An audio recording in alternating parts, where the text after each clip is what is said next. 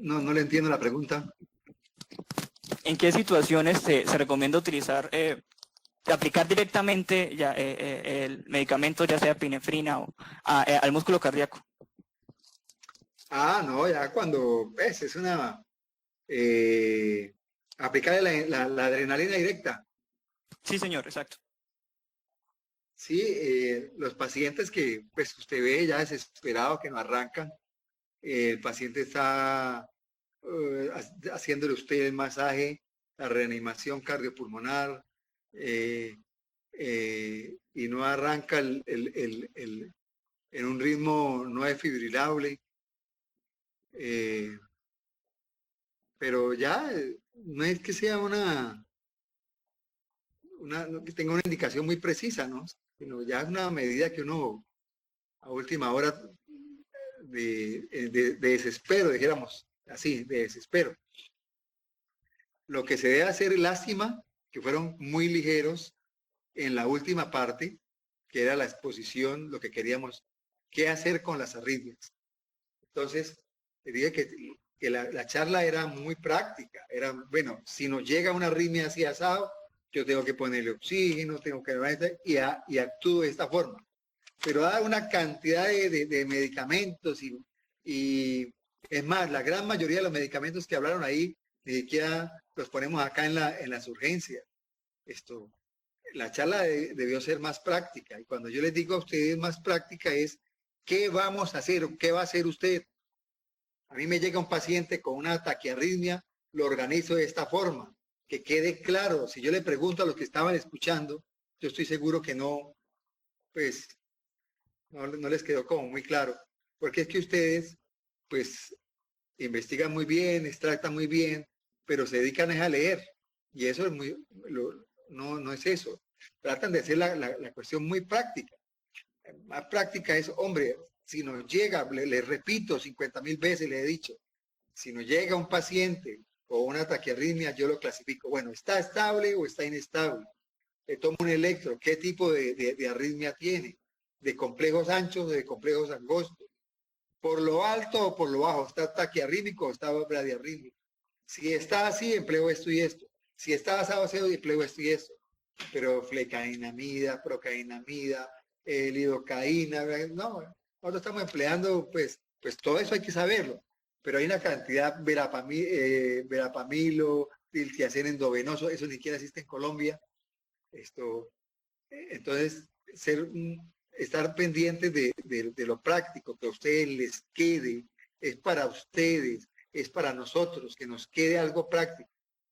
Entonces, ya un estudiante que haya escuchado esta charla tiene que estar en condición de tratar una arritmia en el servicio de urgencia o saberla canalizar, como dijéramos, para saberla organizar. Entonces, para que tengan presente eso, las charlas son esas. Uno vende una idea a un público que se va a llevar, va a condensar, pero no se trata de las lecturas largas esas de ponerse a leer y a leer lo que yo leí en el libro y que 0.2 de medicamentos que primero cuando termina la charla ya no se acuerda y segundo que esos medicamentos ni siquiera los tenemos acá. Entonces, para la próxima, tener presente eso. Sigan, por favor.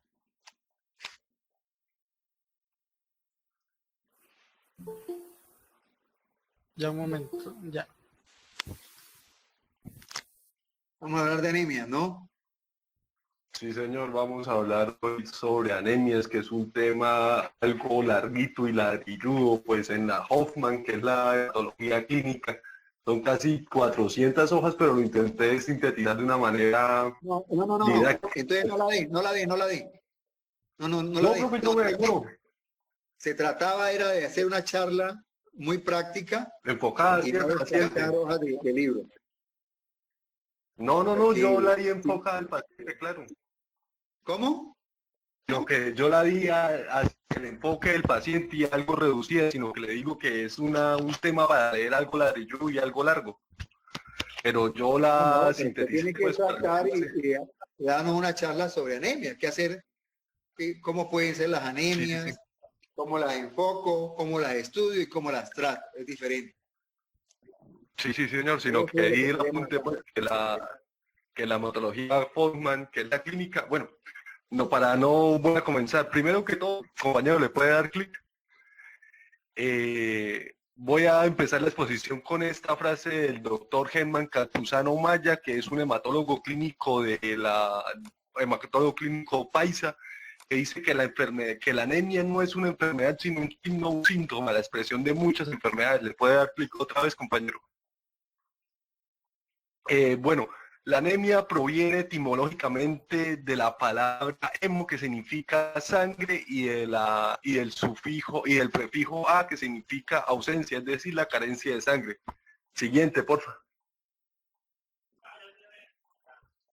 Bueno, esta es el contenido de la exposición. Siguiente.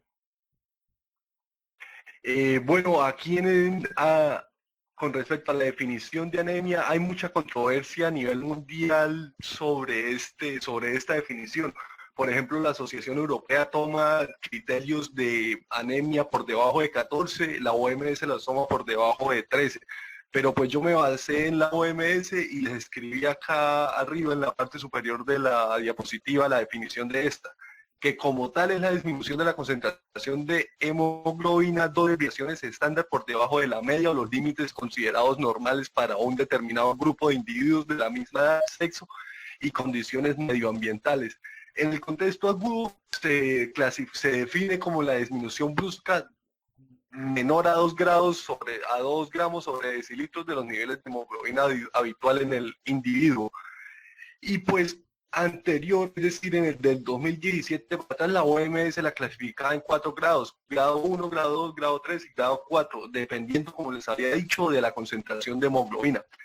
Y el doctor Campuzano nos da una definición un poquito más amplia, más concreta, perdón, y la cual nos dicta que es la disminución de la capacidad de transporte de oxígeno desde un punto de vista hematológico. Pues hay que recordar que la disminución de este transporte también se puede deber a problemas cardiovasculares y demás. Y aquí a la parte izquierda de la diapositiva vemos las poblaciones y los grupos poblacionales en donde vamos a definir esta anemia, pues. Y vamos a saber que la concentración de hemoglobina normal en varones va a ser de 13 y 18, en mujeres de 12 a 16, en mujeres embarazadas de 11 a 14, y pues si estamos hablando por debajo de este 13, este 12 o este 11, ya hablamos de anemia. Por encima de estos valores ya va a ser policitemia. La siguiente, por favor. Bueno, con respecto a la epidemiología mundialmente, vemos que casi un cuarto de la población mundial padece anemia y 120 millones de personas presentan anemia, 47.4 está en preescolares, 293 millones en todo el mundo. Los continentes de África y de Asia son los más afectados y la OMS lo considera como un problema de salud pública. Como vemos, esta gráfica la saqué de este artículo que se llama World Prevalence of Anemia del 93 al 2005, y vemos que este es para las mujeres, para los escolares en edad, para los niños en edad escolar, y vemos que Colombia está en una clasificación de moderada. Siguiente. Acá son 3 gráficas, acá es de mujeres embarazadas y pues también Colombia está clasificada como moderado, y la siguiente es en mujeres no embarazadas y va a estar también Colombia en una categoría de moderado. La siguiente diapositiva, por favor. Ahora, enfocándonos un poco en la epidemiología nacional, desde el 2005 se expidió un decreto en el cual se dicta la normativa para regular el seguimiento de la nutrición en el país por medio del EICIN, que es el acrónimo para la Encuesta Nacional de la Situación Nutricional, en la cual colabora el Ministerio de Salud, la Universidad Nacional, la Javeriana y el ICBF, y la cual se realiza cada 5 años. Por más que busqué este año, no encontré la de este año. Y bueno, vemos aquí a la parte derecha de la diapositiva Según los mapas de la prevalencia, según las edades y los diferentes grupos de niños de 1 a 4 años, de 5 a 12 y mujeres de 13, el siguiente, por favor, Diego, y mujeres de 13 a 49 años. Acá vemos que la prevalencia, en las regiones donde se... Dele siguiente, por favor. En esta encuesta, como podemos ver en las gráficas en naranja, está el ESIN del 2010 y el ESIN en celeste está el 2015, es decir, la gráfica, la barra de arriba, abajo del 2015. Y como vemos, por parte de la anemia se presenta más en preescolares y en mujeres gestantes, y la deficiencia de hierro, que es una de las principales causas, va a ser en mujeres gestantes. Y acá con respecto a las regiones, las que más están afectadas son la Orinoquía y la Amazonía. Siguiente. Bueno, y estos son los dos grupos de riesgo a nivel nacional. Ahora, con respecto al fenómeno anémico intrahospitalario, vemos datos alarmantes. Esto lo tomé de este artículo del Hospital Universitario San José de Popayán, realizado en el 2017, el cual, como vemos, casi un 60% de los pacientes que ingresan desarrollan anemia durante su estancia hospitalaria y la mortalidad sube 7 puntos. Así que es un fenómeno muy común y sí o sí en algún momento de nuestra vida profesional podemos enfrentarnos a este fenómeno, y su etiología va a ser multifactorial, y en este artículo resaltaban era la plebotomía por toma de muestras. Es un tubito de toma de muestra sanguínea, va a ser de 200 mililitros y más o menos 2 a 3 tubos, pues ya vemos por qué el paciente se nos anemiza. Siguiente diapositivo. 200 cc es muchísimo. Cuando uno le toma una muestra de sangre no la agarran sino 5 centímetros. 200 bueno. centímetros es una bolsa de transfusión.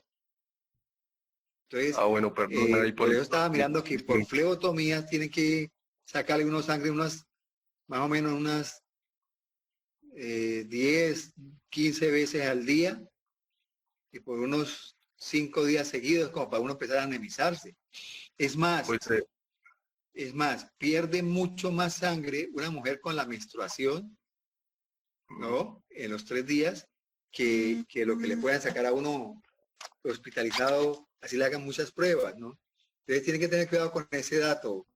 Está muy bien la charla, tienen que tener cuidado con ese dato porque de pronto está un poquito... Pues, profe, el artículo me referenciaba a eso, sí, que era todavía por toma de muestras en pacientes, claro, en cuidados intensivos. Y yo ahorita al grupo genero y les mando los artículos para que ustedes puedan leerlos y pues tener su propio criterio.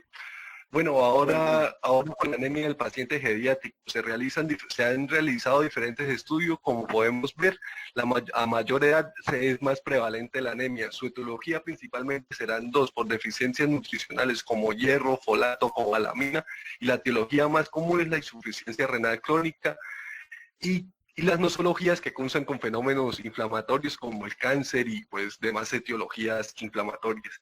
En Estados Unidos afecta a 3 millones de personas y esto es un país de primer mundo. Siguiente diapositiva.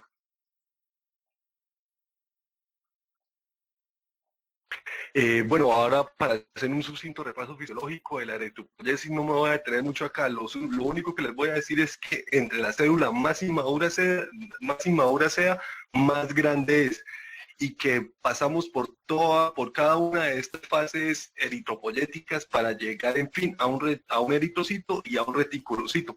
Y acá pongo la línea partiendo del reticulocito porque más o menos aproximadamente el 2% de reticulocitos lo tenemos en sangre.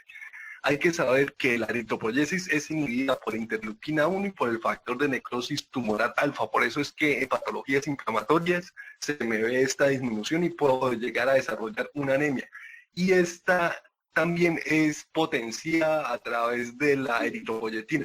Aquí abajo tenemos Perdón, Daniel.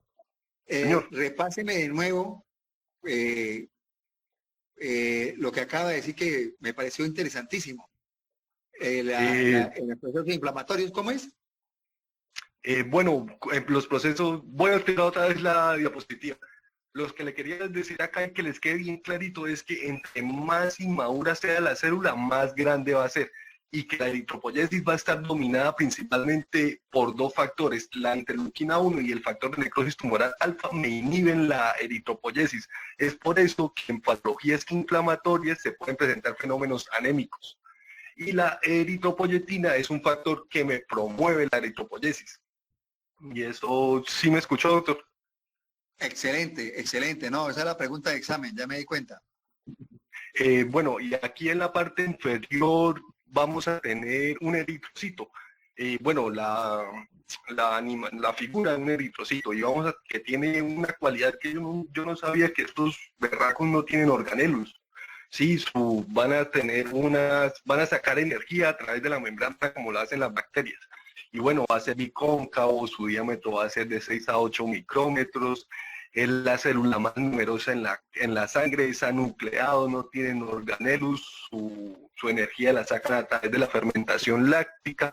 La hemoglobina representa más o menos el 35 de su peso corporal, y su supervivencia es más o menos de 120 días. Y aquí a mano izquierda hacia inferior tenemos la hemoglobina para poder enfatizarlos un poquito de lo que van a ser ya las talasemias. Las talasemias se presentan más cuando rotemos por pediatría, pues vamos a enfatizar mucho en esto. Las talasemias son más de esta población. Siguiente, Diego, por favor. Bueno, aquí tenemos la respuesta a situaciones que me generan hipoxia. Por ejemplo, yo estar en un lugar con mucha altitud, o tener tener una fracción inspirada de oxígeno disminuida al 21% que uno está acostumbrado a respirar. Entonces la hipoxia lo que me va a generar es... O un EPOC por ser fumador. O un EPOC por ser fumador, sí señor. Entonces la hipoxia lo que me va a generar es que se me active el gen de transcripción HIF1 en el riñón, el cual va a generar eritropoyetina. Esta va a viajar a la médula ósea y lo que me va a generar es que se me aumente la producción de eritrocitos. También se va a disminuir el consumo de oxígeno por la economía de todo el organismo. Se me va a subir el gasto cardíaco, se me va a disminuir el consumo de oxígeno a nivel muscular, se me aumenta la frecuencia respiratoria y va a haber una mayor disociación de la curva de la hemoglobina, es decir, la hemoglobina va a soltar más rápidamente el oxígeno. Siguiente. Bueno, ahora con respecto para diagnosticar entonces la anemia, ustedes vieron que era como un valor de hemoglobina. Si uno tiene la sospecha con los síntomas que vamos a mencionar ahora más adelante, lo que vamos a utilizar para diagnosticar la anemia son ciertas mediciones que se utilizan en el cuadro hemático, que están en relación con la línea roja. En la hemoglobina la definimos entonces, que es la concentración como tal que hay de sangre, que son usualmente estos valores para hombres, es decir, 13 a 18 gramos, y en mujeres de 12 a 16 gramos. El hematocrito, que es el porcentaje de sangre que son glóbulos rojos. El conteo de glóbulos rojos, que es el conteo absoluto de la cantidad de células por microlitro, que va desde 2,6 a 6,2 millones de células. El volumen corpuscular medio, que ya hace parte como tal de los índices eritrocitales, en donde hablamos de un tamaño de los glóbulos rojos que es normal de 80 a 100 femtolitros. Y esto va a ser muy importante para clasificar las anemias de una manera morfológica, muchachos, este apunte del volumen corpuscular medio. La hemoglobina corpuscular media, que es el conteo promedio de hemoglobina, que va a tener un glóbulo rojo y por eso va a estar expresado en unidades de masa. Y la concentración promedio de hemoglobina en un glóbulo rojo va a ser la concentración de hemoglobina corpuscular media, que va a estar entre 32 a 38 gramos sobre decilitros. Otras mediciones que podemos hacer, que es muy importante la siguiente, que es muy importante, que es el ancho de distribución eritrocitaria, que se conoce muchas veces como RW, en el cual lo que decimos es qué tan discordantes son los tamaños de las poblaciones eritrocitarias que yo tengo en la sangre. Como dijimos que más o menos un 2% de la célula de la sangre van a ser reticulocitos, es normal que haya cierta discrepancia en estos tamaños. Pero va a ser normal en un proceso que se conoce como anisocitosis, cuando tenemos un RW por encima de 14, Bueno, ahora en cuanto a los reticulocitos, ya habíamos hablado que cierto porcentaje de eritrocitos van a ser reticulocitos, que va a ser normal hasta el 2%. En general, los reticulocitos son células anucleadas, al igual que el eritrocito. Aquí ya se perdió el núcleo, a diferencia del normoblasto, que era como el precursor del reticulocito, pero lo que seguimos teniendo en el reticulocito, a comparación del eritrocito, son los organelos, y por eso es que se conoce cuando se hace la adición en un trote de sangre periférica, hay este hallazgo de policromatofilia. Cuando pedimos un trote de sangre periférica y tenemos policromatofilia, no es un hallazgo que tengamos que asustar así a mucho. Ahora sí, la siguiente diapositiva, Diego. Entonces, dijimos que íbamos a profundizar un poquito más con respecto a los eritrocitos, por lo que eran importantes para nosotros hacer el abordaje diagnóstico cuando nos enfrentamos a un paciente con anemia. Algo muy importante saber es que los reticulocitos que nos van a reportar cuando nosotros pedimos esta prueba en el laboratorio, hay que hacerles una corrección. Y uno va a interpretar esos reticulocitos de la siguiente manera, como se hace esa corrección con una fórmula en la cual uno duplica los eritrocitos por la división entre el hematocrito del paciente y el hematocrito del control, que más o menos siempre se toma alrededor del 45%. En la implicancia de una anemia, esto nos va a hablar si la médula está o no respondiendo a la anemia. Hay otra forma, y algunos profesionales prefieren hacer el índice de producción reticulocitaria, pero es una operación un poquito más compleja, donde al igual que la fórmula anterior, pero esta vez ellos tomaron, qué pena porque salga pixelada el cuadrito de atrás, van a tomar de acuerdo al hematocrito y a la maduración de este reticulocito. Y vamos a tener en cuenta, y esto no quiero que se les olvide, muchachos, que los reticulocitos van a ser normales y están por debajo del 2%. Siguiente diapositiva.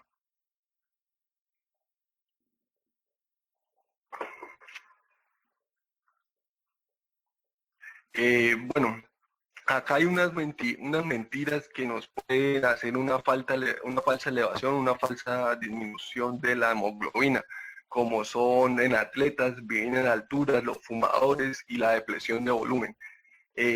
La disminuyen en los afroamericanos, la enfermedad crónica, y en ancianos, y también en mujeres embarazadas, y también estos pacientes que trabajan a terceros espacios, como son los pacientes que tienen dengue. Y el sangrado agudo, pues no es muy fiable esta hemoglobina. Con respecto, hay una cosa que cuando nosotros pedimos un hematocrito, que casi siempre decimos que el hematocrito es igual a la hemoglobina por 3, y esto es aplicable en un paciente que esté completamente sano, es decir, un paciente que no esté bajo ningún estrés fisiológico. Y bueno, eso no se puede aplicar en un paciente que está en cuidados intensivos y demás. Siguiente.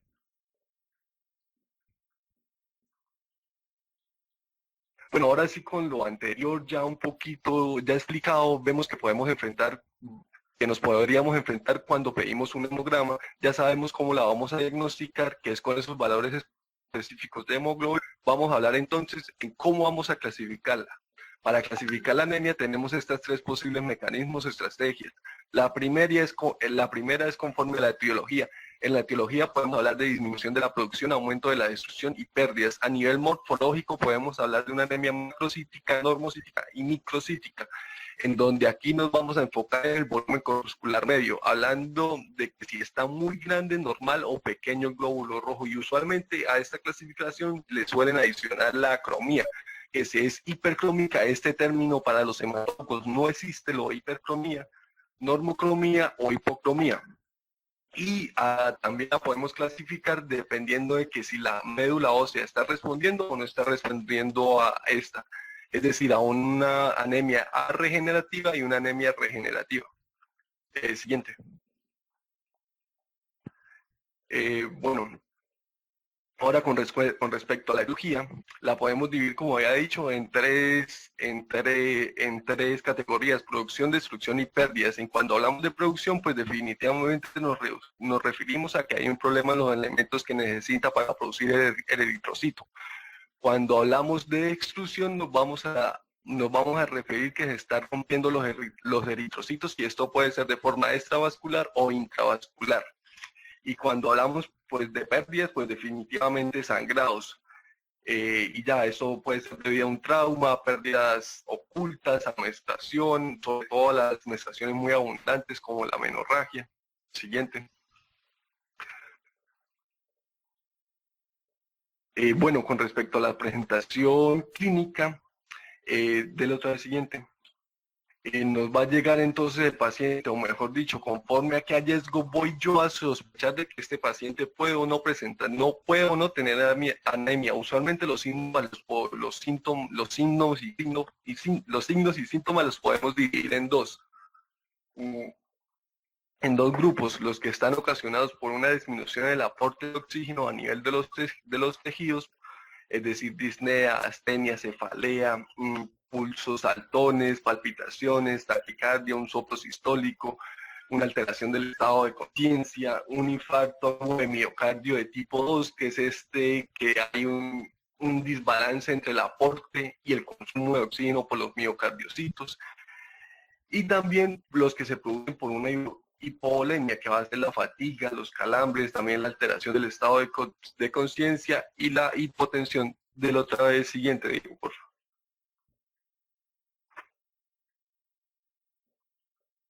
Bueno, aquí tenemos también la palidez mucocutánea, la ictericia, cuando hay una destrucción, sangrados, melenas, petequia, equimosis, ortostatismo. Este ortostatismo está muy bien definido, el cual es que el paciente se levanta y sienta pues la alteración o el mareo, y que en los próximos, y una disminución en 30 en la sistólica, y en los próximos 2 minutos que nosotros la evaluamos, pato y esplenomegalia. Siguiente. Ahora sí, bueno, los signos más característicos que encontramos van a ser la palidez palmar y la palidez del arco anterior, del arco anterior. Como vemos en la palidez palmar, lo que vamos a hacer un paciente anemizado va a ser hiperflexionar la palma de la mano, y en ellos pues se nos va a borrar todos estos surcos palmares. Y el otro signo que es muy evidente, muy sugestivo de anemia, va a ser la palidez del arco anterior en la conjuntiva del ojo. Pues el arco, la parte posterior del ojo es más de tejido linfoide, ¿no? Y por eso no es muy sugestivo. En cambio, el arco anterior es un poquito más, digamos así, más vascularizado. Se me puede presentar el hallazgo más concretamente. Siguiente.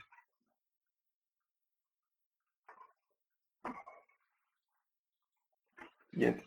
Bueno, entonces si nos llega algún paciente con esos síntomas y pienso, bueno, este man lo que puede tener es una anemia, tengo que estudiarlo y demás, pues lo que vamos a aplicar es un abordaje inicial, una ABC. Si el paciente nos llega en el contexto de un sangrado agudo, como el sujeto que representa en el video, digamos que se alcanza a llevar a esta media persona al hospital, ver los parámetros clínicos, es decir, pedirle un hemograma, prestar mucha atención a la hemoglobina, ver si el paciente presenta síntomas. Oiga, hermano, Daniel, ahí se pasó de usted. Se pasó en la... Uy, qué vaina tan cruel esa, hermano. Y el sujeto todavía sigue vivo. Por ahí hay otro pero no lo quise poner porque me pareció para mí ya muy bizarro, y yo que estoy acostumbrado a ver esto. Bueno, ver si el paciente presenta signos o síntomas de shock, valorar si el paciente si hay sospecha o no de malignidad, determinar si el paciente requiere o no transfusiones, pero vuelvo y repito, en el contexto agudo, un sangrado y cosas por el estilo. Y entonces aquí en esta pregunta, transfusión. Y pues bueno, este es un tema que les quería traer, la siguiente.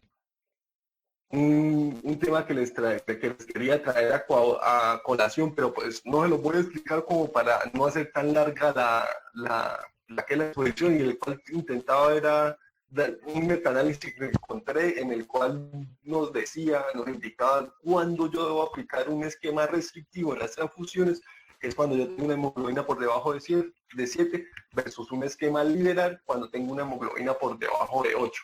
Pero no lo voy a saltar. Siguiente. No, siga. Esas son cosas que tienen que quedar muy claras. Vamos a, por ejemplo, cuando se transfunde un paciente, que nos quede a todos la idea, lo podemos discutir, cada uno puede aportar. Así es que yo le digo la charla, no se preocupe, la charla va muy bien. sino que digo yo que Bueno, quede claro, hombre. Vamos a transfundir a todos los pacientes que tienen menos de 7 de hemoglobina. no. Entonces voy a explicar entonces esto de las transfusiones. En cuanto a la transfusión, hay varios estudios que han intentado determinar, Diego, si quiere dirigirse a la diapositiva anterior, a determinar a qué pacientes debemos transfundir y a qué pacientes no. Este último análisis que encontré esto, en el cual lo que se ha hecho ha sido comparar cuando yo puedo hacer un esquema restrictivo, es decir, solo transfundo a los pacientes que tienen hemoglobina por debajo de 7, versus cuando yo puedo implementar un esquema liberal, es decir, cuando tiene una hemoglobina en 8. El valor que se suele utilizar en general es 9. Si tengo un valor por debajo de 9, es mejor transfundir a los pacientes, o espero que la hemoglobina llegue a 7 y pues ahí sí lo transfundo. Y en general lo que se ha visto, ahora sí la siguiente, en general lo que se ha visto es que utilizar un esquema restrictivo no hace diferencia en mortalidad a que si uno utiliza un esquema liberal, es decir, cuando es menor a 9. Entonces, la gran mayoría de los pacientes, excepto ciertos grupos de incertidumbre que están comprendidos en este metaanálisis, que ya voy a mencionar, pues no les puedo dar como que hay un interrogante grande. Lo que da con la evidencia que tenemos hasta el momento, pues que no es la mejor, pero pues es lo que hay, es confundirlos con un esquema restrictivo. ¿Por qué? Porque así no haya diferencias en la mortalidad, definitivamente las transfusiones tienen sus eventos abiertos. No es decir, una transfusión no es inocua. Puede desarrollar sepsis, puede desarrollar una anemia hemolítica, le puede dar un montón de cosas que es por estas reacciones adversas transfusionales. También puede haber una sobrecarga pulmonar, pero un montón de cosas de patologías. Entonces es mejor someter a este riesgo a quien realmente lo necesita y no confundir a todos los pacientes, sabiendo que que a estos pacientes le va a ir igual si yo lo transfundo por debajo de 9 que por debajo de 7. Entonces, ¿cuáles son estos grupos de incertidumbre? Pues van a estar resumidos acá en este metaanálisis, que básicamente es el paciente que está haciendo infarto agudo de miocardio y los pacientes que van a ser sometidos a cirugías cardíacas, que son usualmente los pacientes pues cardiópatas. Ahora sí, la siguiente. Cuando hablamos de esos pacientes cardiópatas, esos son los dos últimos estudios y los más grandes que tenemos, que son el TITREC y el TRIC.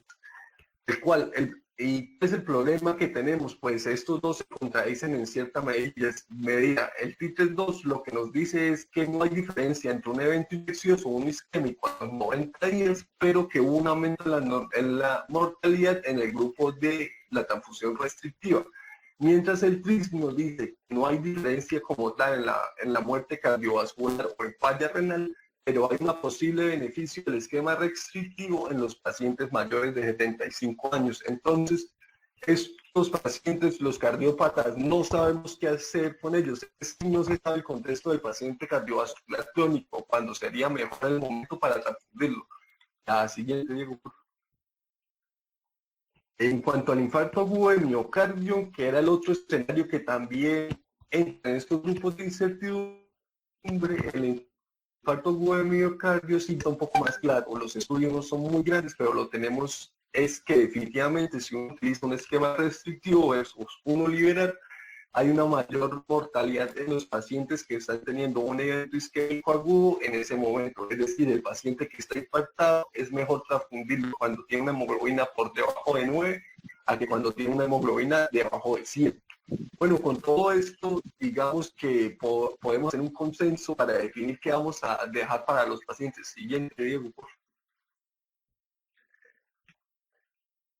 Entonces, hemoglobina por debajo de 7 para todo el mundo, menos para ciertas excepciones, pues que ya habíamos mencionado. Hemoglobina por debajo de 9 para el paciente que está infartando, duda ahí en falla cardíaca. Y algo que sí se sabe que es que si un paciente tiene síntomas y estos síntomas son debidos a la anemia y tiene una hemoglobina por menor de 10, se le hace una transfusión, no porque haya mejoría en la mortalidad, sino porque la transfusión va a ser definitivamente el único alivio sintomático que vamos a tener para este paciente. Si los síntomas son realmente debidos a esta anemia, entonces en general 7 para todo el mundo, 9 para el infarto y en los cardiópatas, ahí sí dúdenlo. Siguiente diapositiva, por favor. Bueno, Entonces la aproximación de Entonces, algunos vamos a aclarar lo de la transfusión. ¿Cuándo vamos a transfundir un paciente? Nos tiene que quedar claro en la charla. Vamos a transfundir un paciente cuando éste tenga sed de aire. ¿Y qué es tener sed de aire? Entonces, lo que decía Daniel, yo llego con una falla cardíaca. ¿Cómo se define una insuficiencia cardíaca? Es la insuficiencia o la incapacidad del corazón de satisfacer las necesidades metabólicas de los tejidos. Pero si yo tengo 8 de hemoglobina, ¿qué tiene que hacer el corazón? ¿Qué tiene que hacer el corazón para poder llevar la sangre a los tejidos? Aumentar la frecuencia. Y ese corazón está cansado, Y si va a trabajar más rápido, pues se va a cansar más. Y yo no lo voy a sacar de la falla cardíaca. Entonces, lo correcto es que yo le alivie la carga al corazón. Y la única forma de frenarlo es que él tenga una mayor cantidad de sangre. Entonces, en esos pacientes en donde el aporte de oxígeno, la demanda versus la oferta está disminuida, entonces se debe ayudar con una transfusión. Lo que han probado que aumente la mortalidad es que yo le aumente a ese paciente la hemoglobina por encima de 11 o de 12. Yo le tengo que es mejorar ciertas condiciones para que él pueda trabajar más cómodo. También cuando voy a transfundir a un paciente, cuando lo voy a llevar a cirugía y tiene una hemoglobina de 7. ¿Por qué? Porque el paciente va a estar descompensado, porque puede ocurrir un accidente intraoperatorio de un sangrado y se me va a morir cuando yo lo llevé inestable. Ahí es cuando yo transfundo un paciente. Pero no es poner sangre por poner, era que anteriormente veían un paciente con 10 de hemoglobina y lo hospitalizaban para ponerle sangre. Y se les había olvidado que una transfusión es un trasplante y que una transfusión crea una cantidad de reacciones que puede crear hemólisis, que puede crear una incompatibilidad, que una transfusión puede crear rechazo, que una transfusión puede llevar muchas enfermedades y que nosotros no hacemos sino tamizaje para SIDA, para sífilis, para paludismo, para dengue, para chagas, pero que se nos escapa una cantidad de enfermedades que pueden estar siendo transfundidas y no nos estamos dando cuenta. Entonces, eso es lo que tenemos que tener presente. Me parece muy bien lo que dice Daniel, ¿no? Pero básicamente, para que tengan presente, le ponemos sangre a un paciente cuando tenga sed de aire, cuando tenga una falla cardíaca, cuando va para cirugía, cuando tiene una hemoglobina muy baja y el paciente tiene una capacidad funcional muy disminuida. Entonces, lo podemos transfundir y aliviar con 2 unidades. Recordar que una unidad de sangre aumenta de 0.8, más o menos, un promedio de 0.8 gramos de hemoglobina. Si yo le pongo 2 unidades, va a aumentar a 1.6. Y si estaba en 7, lo voy a dejar en 8.6.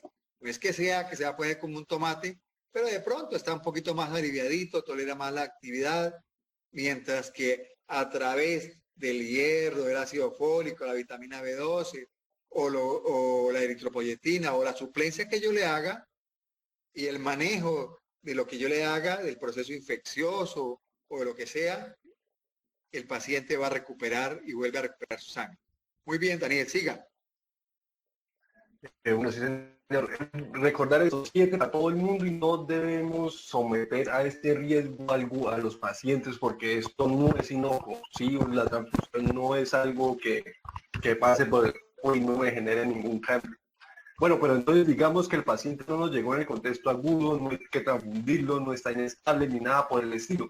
Entonces la aproximación diagnóstica que se va a realizar es con una adecuada historia clínica buscando si hay pérdidas de sangrados crónicos, signos de hemólisis como ictericia, esplenomegalia, si hay signos de déficit, por ejemplo, si el paciente tiene un antecedente de dieta vegana estricta, que se le hiciera una cirugía bariátrica o algunos otros antecedentes patológicos, farmacológicos y tóxicos. Se toman unos paraclínicos básicos que básicamente... ¿Cuál sería la importancia de la cirugía bariátrica, Daniel? Porque aquí ya no puedo, el paciente no va a absorber los nutrientes que él necesita para el organismo y pues por ende no se van a absorber estos micronutrientes que necesita la médula ósea para generar eritrocitos. Recuerden que anteriormente la cirugía bariátrica quitaban 3/4 partes del estómago y que en el fundus gástrico se produce el factor intrínseco y que el factor intrínseco es importante para meter la vitamina B12 a la sangre, ¿sí? El factor intrínseco en el ilion terminal, a nivel del ilion terminal, agarra la vitamina B12 y la mete y la lleva a la médula para la producción de glóbulos rojos. Cuando vamos a hacer pan, alistamos harina de trigo, mantequilla, leche y leche. Cuando vamos a hacer sangre, alistamos hierro, ácido fólico y vitamina B12. El hierro se absorbe en la primera porción del intestino, en el duodeno, el ácido fólico en el yeyuno y la vitamina B12 en el ilion terminal, con la ayuda del factor intrínseco que se produce en el fundus gástrico. Entonces, si yo quito el estómago a una persona, esa persona no va a producir factor intrínseco. Entonces va a necesitar el aporte de vitamina B12 directamente en la nalga porque nunca la va a absorber. Lo mismo si yo tengo Dios no lo quiera, me pegan unos tiros en el abdomen y me hacen resección del duodeno, del yeyuno. Entonces ahí no se va a absorber el hierro o el ácido fólico. Entonces voy a necesitar otros aportes para poder hacer la sangre. ¿Ok? Entonces, esa es la importancia. Siga, Daniel. Sí, señor. Bueno, se van a tomar unos paraclínicos de extensión según los hallazgos o sospecha diagnóstica que tenemos. La siguiente diapositiva. Hay escenarios urgentes que se pueden presentar como una anemia, de los cuales vamos a hablar un poco a lo largo de la charla, uno de los cuales son las microangiopatías, la coagulación intravascular diseminada, las crisis vasoclusivas en los drepanocitos, la drepanocitosis, perdón, es decir, los pacientes que sufren de drepanocitosis, que es la misma anemia de célula falciformes. También te puede presentar una urgencia en anemia megaloblástica, como hace síntomas y síntomas neurológicos severos por ataxia, demencia y demás, y o en malignidad. Diego, pase la diapositiva, por favor. Esto es lo que les estaba hablando ahorita de los escenarios urgentes: microangiopatías, coagulación intravascular diseminada, crisis vasoclusivas, anemia megaloblástica y sospecha de malignidad en el paciente. La siguiente, Diego. Bueno, y pues lo que habíamos mencionado, le puedo hacer el abordaje por la respuesta medular o le puedo hacer el abordaje por el volumen corpuscular. Y lo que dijimos que los íbamos a ir por el lado del volumen corpuscular. Pues esto, para poder nosotros hacer una respuesta, hacer el abordaje por respuesta medular, debemos tener reticulocitos. Y los reticulocitos pues no... no los tenemos, uno, en todo lado no lo tenemos, y dos, se me va a demorar bastante. Y cambio con un volumen corpuscular que me viene en el hemograma completo, el hemograma de cuarta generación. Entonces acá ya tengo el volumen y la puedo clasificar pues en 100, si es macrocítica, de 100, de 80 a 100, si es normocítica, e inferior a 80, si es microcítica. La siguiente. Bueno, ahora les recomiendo un artículo muy bueno, que es el artículo del BMJ, que este artículo son 60 hojitas, pero sinceramente le deja a uno con lo de la anemia muy bien planteado. Bueno, siguiente. Y bueno, aquí, como nos decía, si es microcítica, macrocítica o normocítica, aquí está el algoritmo completo. La siguiente. Acá está completamente cómo es el flujograma y vean que el BMJ lo clasifica como nosotros lo vamos a hacer, microcítica, macrocítica, normocítica, y pues ya vamos a hablar de lo que implica cada uno de estos brazos. Bueno, vamos a entrar ahora sí, nos llegó el paciente con la sospecha, me salió no microcítica, ¿qué hago? Me salió macrocítica, ¿qué hago? Me salió normocítica, ¿qué hago? Vamos a empezar entonces con la más sencilla, que es la microcitosis. Siguiente. En cuanto a la anemia microcítica, sabemos que es una anemia con un volumen corpuscular medio menor a 80 femtolitros y que va a ser muy importante valorar el RDW y el prótein de sangre periférica. En general va a ir orientado a buscar alguna de estas tres causas. Nuestra orientación diagnóstica va a ser la anemia ferropénica, las talasemias, la anemia en enfermedad crónica, y como estamos en medicina interna, muy probablemente las talasemias no, estas van a ser más de la población pediátrica. Entonces vamos a ir orientando más a la ferropenia y a la enfermedad crónica. Si vemos el algoritmo del BMJ en el brazo de microcitosis, lo que dice es que lo primero que debemos hacer cuando tenemos una microcitosis es un perfil ferrocinético. Porque este perfil, ustedes van a saber entonces si es una ferropenia o no, y si es una ferropenia van a buscar lo que lo podría estar causando, que incluye entonces este perfil ferrocinético, que le vamos a pedir a todos los pacientes que tengan una anemia microcítica. Si nos llegó el paciente, le mandamos el hemograma, nos salió microcitosis, perfil ferrocinético es como el abordaje que le vamos a dar a este paciente. Entonces el primero pues va a ser el hierro sérico, que sabemos que va a estar disminuido en la anemia ferropénica y en la enfermedad crónica. La transferrina, que es la proteína que transporta el hierro, y va a tener una relación inversa al hierro sérico. Muchas veces la transferrina se le van a reportar como TIBC, Total Iron Binding Capacity. Y pues a más alto el hierro, como venía diciendo, menor va a ser la transferrina. La saturación de transferrina, por su parte, va a tener una relación directa con el hierro sérico, es decir, baja el hierro, baja la saturación. La ferritina, por su parte, va a ser una proteína que se encarga del almacenamiento del hierro circulante dentro de los tejidos. Usualmente, lo que uno espera de la ferritina es que tenga una relación directa con el hierro, pero lastimosamente no lo podemos interpretar de esta forma porque es un reactante de fase aguda. Es decir, que es de esas proteínas que se nos eleva cuando tenemos una reacción inflamatoria. Y por eso es que en la ferritina nos enfrentamos a un incertidumbre. La ferritina, acuérdense que es lo que estamos ahorita en pleno COVID, una de las reactantes de fase aguda que estamos utilizando, ¿no?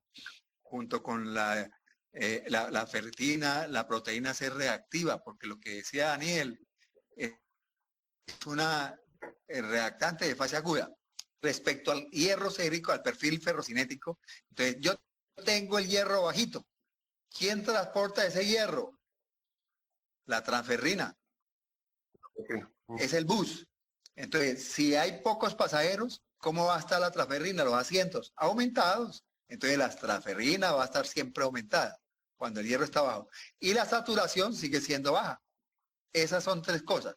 La ferritina muchas veces, que son los depósitos de hierro, los depósitos, ¿no? Donde se almacena de hierro, va a estar disminuida.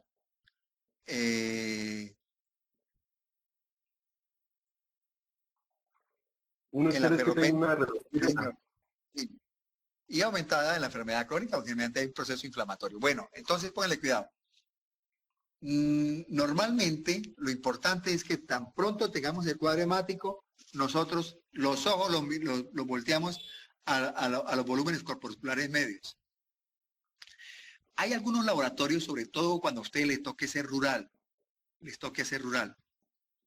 entonces no tienen equipos automatizados, aunque ya es muy raro, pero así se da. En algunos pueblos no hay, sino es la bacterióloga o el bacteriólogo el que reporta hemoglobina en 13, hematocrito en 39, glóbulos blancos tantos y plaquetas tantos, pero cuando usted va a mirar los volúmenes corpusculares no los pone porque no los tienen, entonces usted los puede hacer.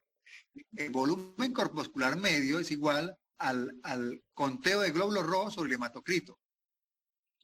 Y la hemoglobina corpuscular media es igual al conteo de glóbulos rojos sobre la hemoglobina. Entonces, 5 millones sobre 40, entonces eso le va a dar ahí más o menos, pues de acuerdo como sean las cifras, pero eso le va a dar a usted los volúmenes corpusculares. Bueno, El receptor soluble de ferrina y todas estas cosas, de pronto no lo vamos a encontrar en lo nuestro. Nos quedamos con el hierro sérico, con la saturación y con la ferritina y la transferrina, cualquiera de los. Con eso ya tenemos un gran aporte para clasificar la anemia microcítica, como decía Daniel. Siga, Daniel. Debemos que tener un hemograma, ¿no?, de cuarta generación, es decir, de la segunda generación para adelante ya no viene aquí la clasificación de volumen corpuscular medio. Si pedimos un hemograma de primera generación, sí, paila, no nos va a llegar. Y pues como lo decía el profesor, que eso de esa fórmula sí no me la sabía. La siguiente, por favor, Diego. Bueno, con lo anterior, claro.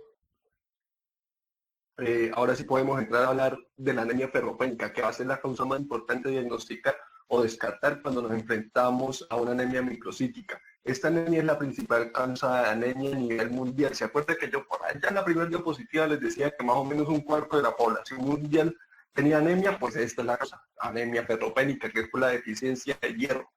En general, la ferropenia la podemos clasificar en dos tipos. Uno la puede tener una ferropenia absoluta y una ferropenia funcional.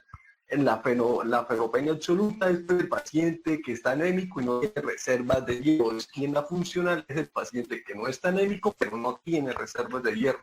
Entonces, si llega a ocurrir un trauma, por ejemplo, se opera o algo por el estilo, lo que sea que implique que este individuo requiere un aumento de la producción de los eritrocitos, no va a lograr porque no tiene reservas de hierro, y ahí nos va a entrar como tal en anemia. Esta anemia ferropénica funcional va a ser particularmente importante en los pacientes con cáncer y enfermedad renal crónica, como pues ya veremos ahorita. Y algo importante es que la anemia ferropénica se puede deber a múltiples etiologías. Puede ser por malnutrición, el paciente que no está comiendo suficiente hierro, puede ser por sangrado crónico, puede ser por un sangrado crónico que puede ser o no evidente, puede ser también un paciente que dona muy frecuentemente sangre, la flebotomía excesiva por muestras, el ejercicio en algunos casos, especialmente el trote sostenido por más de 40 minutos. Estos pacientes se la pasan haciendo una hemólisis muy bajita, pero pues crónica. Parasitosis, yo no sé si ustedes se acuerdan por allá con el doctor Omar Toani, por allá en cuarto, que nos ponía un ejemplo de anemia producida por una alergia. Bueno, reducción en la absorción que es poco frecuente, se sospecha principalmente cuando el paciente no se recupera, cuando nosotros le damos la suplencia, o en otros escenarios como el helicobacter, la cirugía bariátrica, pues demás. Siguiente, Diego, por favor. Entonces, ¿qué van a hacer? Van a ser muchas las causas de esa ferropenia. ¿Cómo la vamos a sospechar? Pues ya habíamos dicho que va a tener los síntomas y signos de una anemia que habíamos mencionado, de palidez y estado hiperdinámico y demás. Los síntomas que vimos anteriormente, muchachos, son síntomas que se comparten para toda clase de anemia, sea macro, sea micro, sea normo.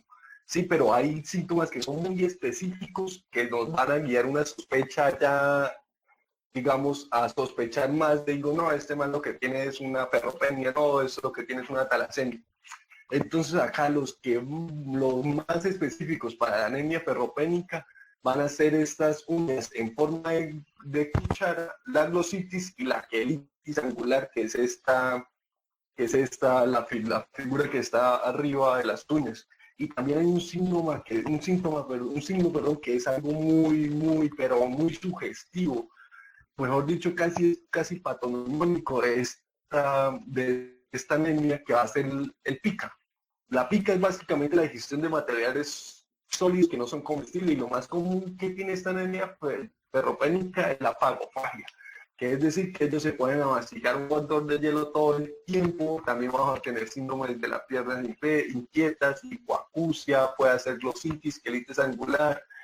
la disfagia secundaria a Plummer-Vinson, que esto ya es algo muy raro, la colinoniquia, alopecia, bueno, y sobre todo, pues como les había dicho, el de los dedos en forma de cuchara, la uña en forma de cuchara y la fija. El siguiente día.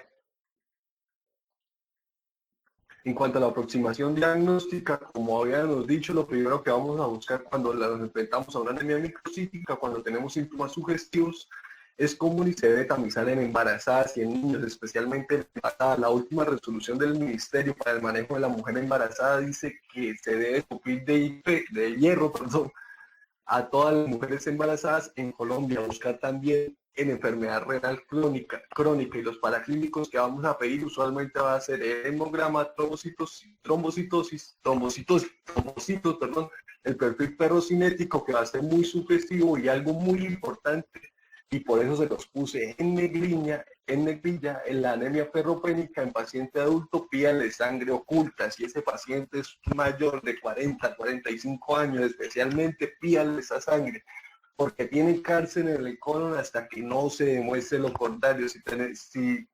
Sí o sí tenemos que pedir esa sangre oculta, es decir, el paciente puede salir esa sangre oculta positiva y el paciente se va a ganar su colonoscopia para yo tener que descartarle que no tenga cáncer de colon, que la anemia no se me vea, no sea secundaria a este cáncer. ¿Cómo vamos a estar haciéndole?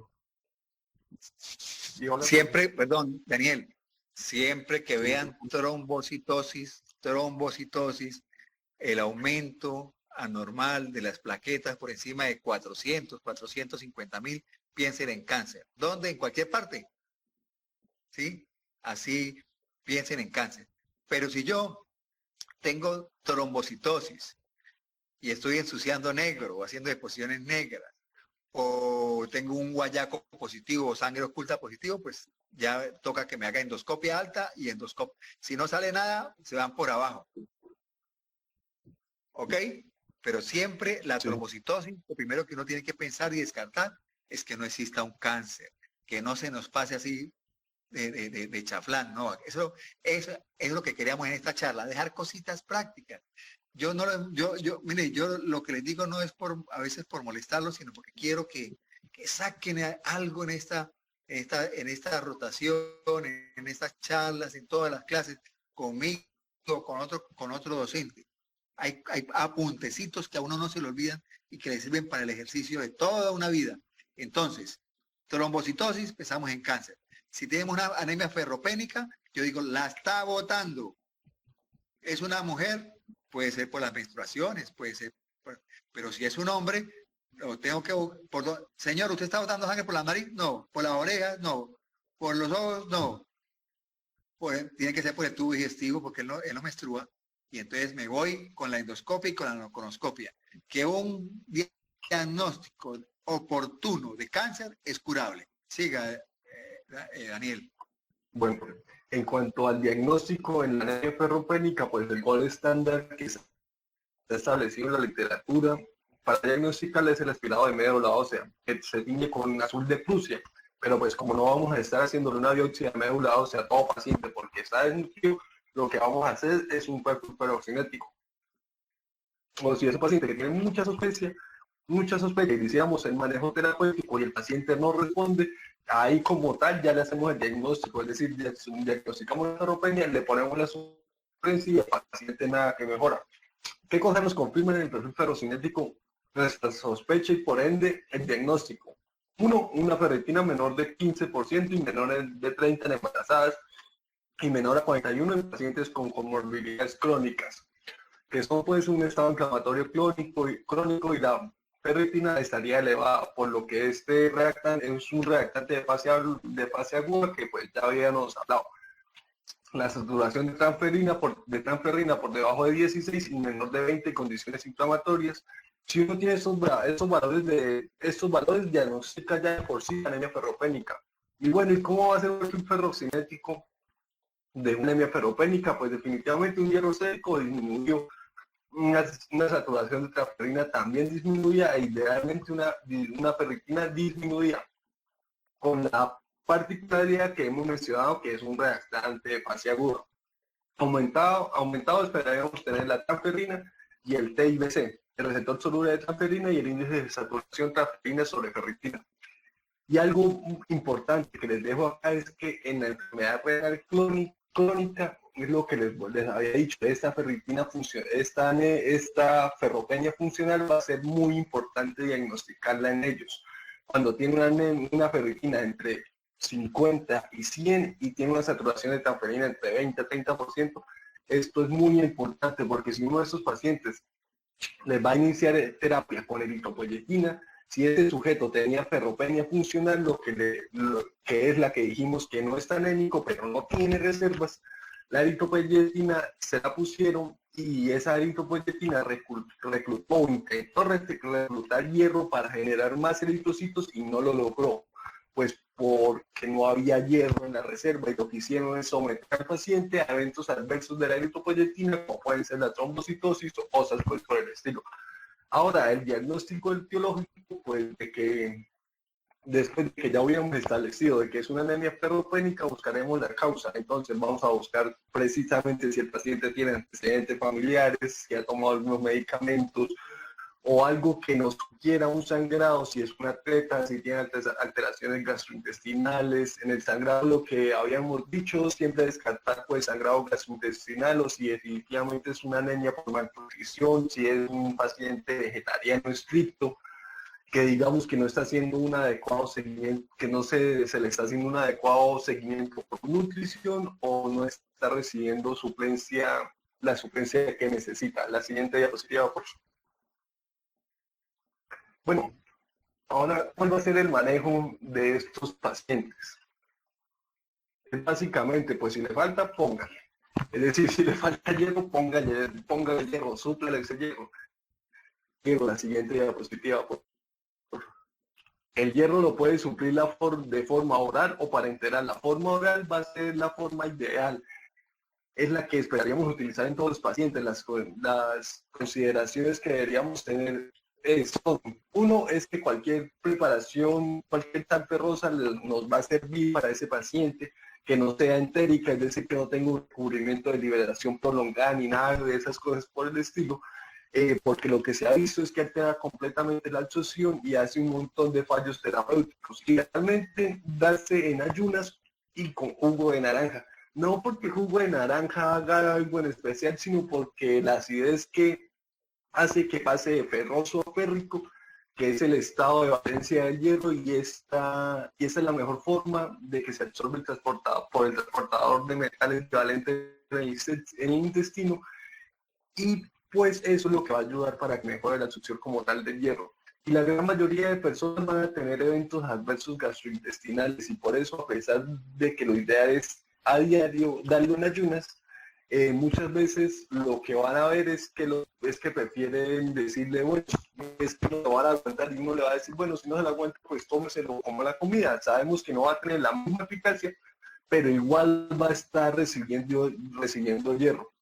Se va a demorar un poquito más el esquema terapéutico, pero pues el paciente va a ser un poco más adherente al esquema, no va a abandonar como tal el tratamiento.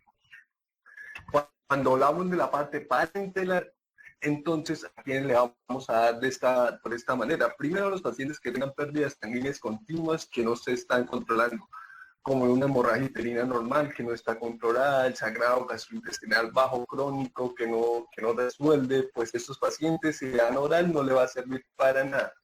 Ahí toca ponérsela de manera parenteral. Pacientes que tengan problemas de malnutrición o inflamación intestinal, porque esto lo que va a hacer es que aunque yo le dé hierro, pues no lo va a absorber. Y el embarazo en el segundo o tercer trimestre, cuando se enfrenta a una mujer con una hemoglobina por debajo de 10,5. Lo ideal es darle el esquema parenteral. Algo muy importante es que antes el hierro generaba un montón de reacciones anafilácticas y cosas por el estilo. Esto ya es muy bajo, casi no se presenta. La presentación de hierro que se utiliza ya no está disponible. Y algo importante es que todos se van a ir de manejo nutricional, o sea, no solo le vamos a dar la suplencia de hierro, sino que también vamos a decir en tal caso En tal caso de que no sea vegano o vegetariano, consuma carnes, primordialmente carne roja, que es la que más hierro tiene, va a tener, si puede que sea hígado, pues mucho mejor, porque las carnes rojas es la que más hierro contiene, y otros alimentos que no sea de tipo cárnico, que contengan hierro, como son los vegetales tipo espinacas, lentejas y demás. Lo ideal es que pues el hierro lo que podemos clasificar en y no en, ¿no? O sea, el que está unido a proteínas transportadoras de oxígeno, hemoglobina, y los que no lo están unidos a esta. Y que viene en la carne con la mioglobina sería lo ideal porque es el hierro M, que es el hierro, que es el paciente, que se absorbe más fácilmente. Pero si el paciente es vegano, pues que consuma el M, pues vamos, ahí poco a poco lo vamos mejorando. También el hematólogo Germán Campuzano, que es de allá de la tierra del de Medellín, de la tierra caficultora, él nos recomienda en un librito muy bueno, que son como 100 hojitas, pero es un libro muy bueno, que lo dejo muy bien parado con esto de las anemias, recomienda decirle que quiera una vez por semana ese plato típico pues de nuestra gastronomía que se llama morcilla, pero que no sea como las que venden en el hospital, porque esas sí son ya sinceramente muy malucas. Y pues también ya como una apreciación personal, si le vamos a decir que al paciente le estamos sufriendo hierro por esta deficiencia y que tiene ya la anemia ferrovénica, es que coma este plato de pichón. Pero eso ya es algo muy, como que dice, ya algo muy, un consejo personal que yo le diría, pues el pichón también es un plato que se produce a través de la sangre coagulada, ¿no? Bueno, y le mandamos control con el perfil ferrocinético de 2 a 4 semanas, y algo muy importante es que ustedes no le van a quitar la suplencia cuando el paciente llegue a un valor meta de hemoglobina, porque eso quiere decir que ya tenemos una hemoglobina bien, pero eso les garantiza que el paciente ya haya hecho reservas de hierro. Entonces puede que lo dejemos con una ferropenia funcional y de 2 a 3 meses vuelve a tener la anemia. Entonces esos pacientes se manejan hasta que normalice el perfil ferrocinético, todo el perfil ferrocinético. Si normaliza el perfil ferrocinético, usted dice, listo, este man ya tiene buena hemoglobina, tiene un buen perfil y ya tiene buenas reservas. Siguiente. Bueno, entonces estos serían los esquemas terapéuticos que le podríamos dar en cuanto a los medicamentos bioral. La que más se utiliza es el sulfato ferroso, se da de 30 miligramos día. Hay tabletas de 100 y de 300, y el hierro carboxilomactosa, que es el hierro que se da vía intravenosa, se da usualmente 500 miligramos. Lo que usted hace es dar... Dejémoslo, Daniel, como una tableta de hierro diario por 4 meses, 4 a 6 meses. Dejémoslo así para que no bueno, ponernos tan cansones en la charla ya. Sigamos con la otra anemia, que nos falta la megaloblástica. Y nos faltan talasemias. Bueno, ahora hablamos de talasemias. Esto de talasemias es muy importante en los pacientes en los pacientes pediátricos. Las talasemias, yo sé que es algo que aplica más en pediatría, pero es un tema que a veces, muy pocas veces se sienta a leer. En general, lo importante es recordar que cuando hablamos de hemoglobina, esta se compone de cadenas beta y de cadenas alfas. Esta proteína va a cambiar con respecto a la edad, pero lo que nos interesa en la anemia es cuando tenemos mutaciones en esas cadenas. Podemos tener mutaciones en la cadena alfa como en la cadena beta. Y hay algo muy importante, es saber que la beta globina tiene 2 alelos, mientras que la alfa globina tiene 4 alelos. En general, la hemoglobina A es la más común que tengamos en la edad adulta después de los 6 meses de vida. El 96% de la hemoglobina va a ser esta hemoglobina, que se compone de 2 cadenas alfa y 2 cadenas beta. Tenemos también otra hemoglobina, que es la hemoglobina A2, en la cual tenemos 2 alelos A y 2 cadenas delta, y corresponde más o menos a un 2 al 3%. Y tenemos también la hemoglobina fetal presente, que se compone de 2 cadenas alfa y 2 cadenas gamma, que representa menos del 1%. Siguiente, Diego. Siguiente, por favor. Bueno, hablando primeramente de las beta-talasemias. Ahí atrás. Ahí atrás. Esa. Hablando, no, más atrásito. hablando primeramente de las betas, no señor, hablando de las alfa-talasemias, las mutaciones que podemos tener estas eran alfa 0 y beta 0. En la alfa 0 básicamente no produce nada en la cadena, de la cadena alfa de la globina, y cuando tiene una mutación alfa más es la que, perdón, beta, perdón, profe, me confundí de diapositiva, no, la de atrás llego, perdón, yo estaba leyendo donde no era. Cuando hablamos primeramente de la beta-talasemias, las mutaciones que podemos tener en estas son pues beta 0 y beta más. En la beta 0 básicamente no produce nada de la cadena beta de la globina, y cuando tiene una mutación beta más es aquel paciente donde sí hay producción, pero una producción disminuida. Es decir, disminuye parcialmente la producción, pero no es una ausencia absoluta. Conforme a cómo se muten, recuerden que esta cadena tiene dos alelos. Podemos tener un alelo normal beta 0, uno normal con beta más, dos beta menos, bueno, etc. Conforme a cómo sea esta mezcla de los alelos, vamos a tener fenotipos. A la forma de expresión de esta talasemia, la beta-talasemia mayor, que también se conoce como la anemia de Culley, va a ser cuando tenemos un paciente que tiene dos alelos con mutación que no produce nada, y cuando tiene un alelo con la mutación que no produce nada, y el otro alelo con la mutación que produce una disminución. Vamos a tener un fenotipo también intermedio que se presenta cuando dos alelos disminuyen parcialmente la producción, y vamos a tener una beta-talasemia menor o un rasgo talasémico cuando hablamos de una cadena normal, y otro que puede presentar alguna de estas mutaciones. Y una diferencia que va a tener la beta con la alfa-talasemia es que no logran unir las 4 cadenas alfa para formar una hemoglobina, algo que sí se puede hacer con las globinas betas. Entonces la respuesta compensatoria a este estado se aumenta las otras 2 hemoglobinas, es decir, se eleva la hemoglobina A2 y la hemoglobina feta. La siguiente. Respecto a la alfa-talasemia, por supuesto, las mutaciones que vamos a tener van a ser... Yo creo que esto es más especializado como más para el hematólogo. Que nosotros tengamos una idea de que estas son alteraciones en la hemoglobina, que se dan más en la infancia y tal, para ir para acá. Pero bueno, lo que veo que la gente está un poquitico ya... Tenemos aburrida. 3 horas de charla, y entonces si quieren, me interesa más la otra, siga. Esa sí podría, ahí, lo más práctico para lo que vamos, que como médicos generales nosotros podamos enfocar que lo otro, las beta-talasemias, las alfa-talasemias, esas se las remitimos casi siempre al hematólogo, pero sabemos que existen. Entonces, denle el tiempito que nos queda en lo más común para nosotros los médicos generales. Bueno, entonces vamos a ver esta anemia sideroblástica. Lo último que vamos a hablar de microcitosis, ya como para cerrar microcitosis, es la anemia sideroblástica, que básicamente es causada por una eritropoyesis inefectiva por acción mitocondrial. Lo que vamos a sospechar cuando tenemos una anemia microcítica no explicada, es decir, que no sea ferropenia, que no sea una talasemia.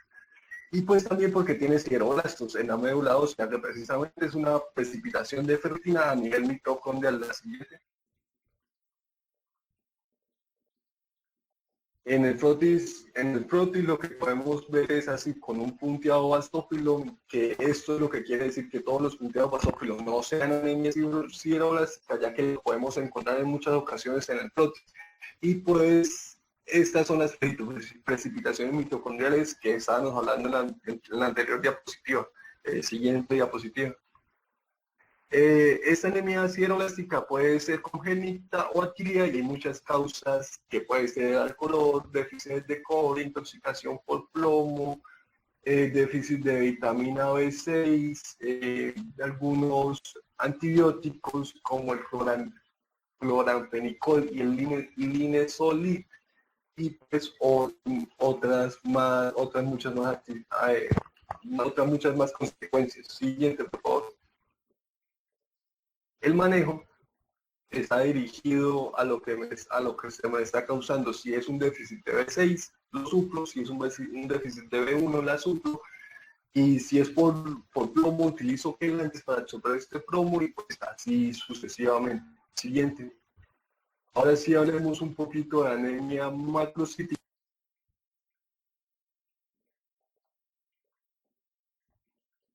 Aló.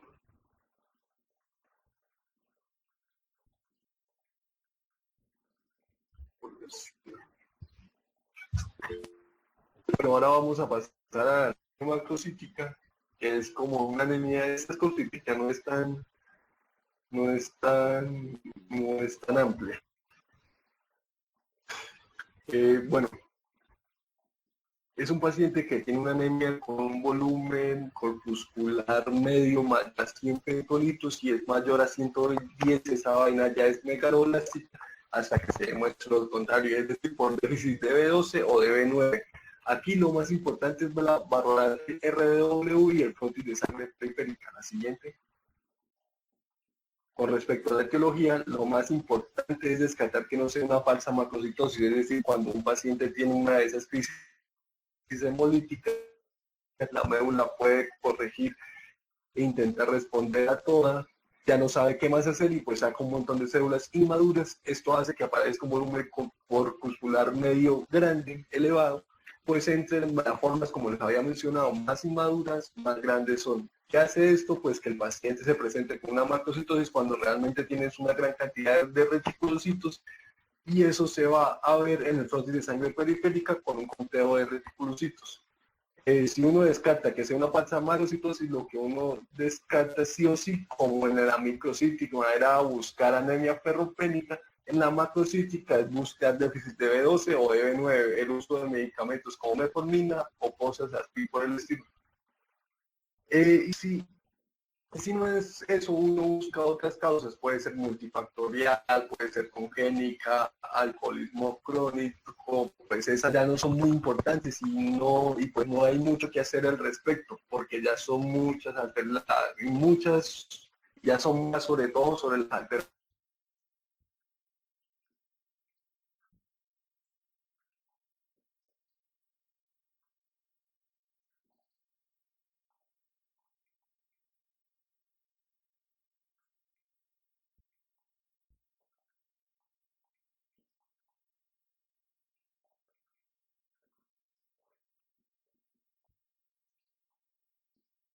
Se fue.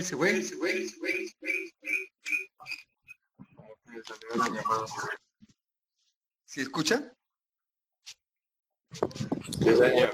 Pronto se le cayó el internet. Sí, Están haciendo bullying sí, creo que se le cayó. Que se le Daniel, fue la ¿no? luz. Dice que se le fue la luz. Bueno, dejemos ahí.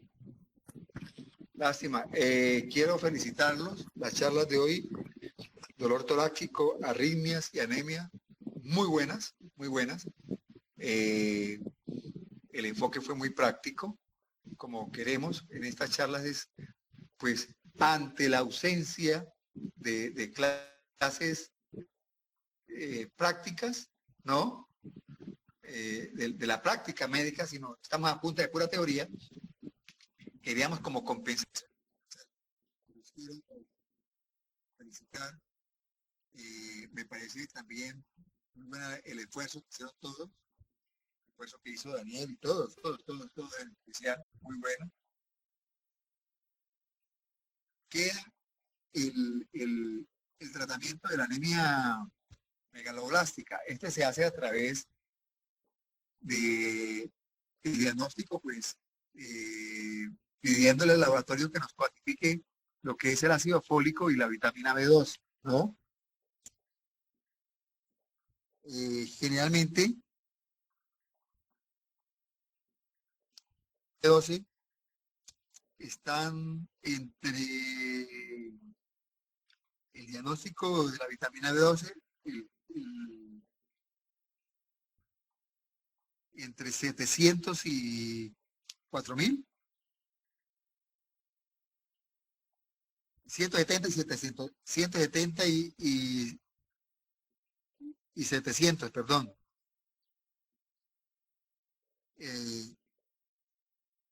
La reposición, pues como lo vimos, si hace falta hierro, le damos hierro, pero si hace falta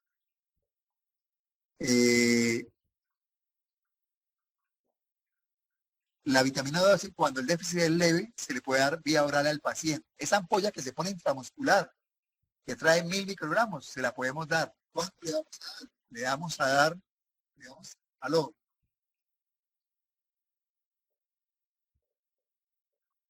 Le vamos a dar una ampolla oral durante unos 5 días y luego le damos una ampolla semanal por un mes y luego una ampolla mensual.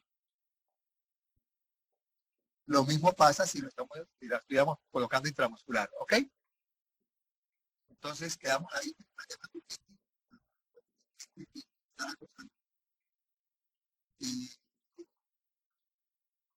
Y nos vemos luego por las charlas que hacen falta. Que estén muy bien. Un abrazo para todos. Felicitaciones para todos y muy bien el esfuerzo. Hola. Muy bien, chao. Listo, doctor. Gracias. Chao, doctor.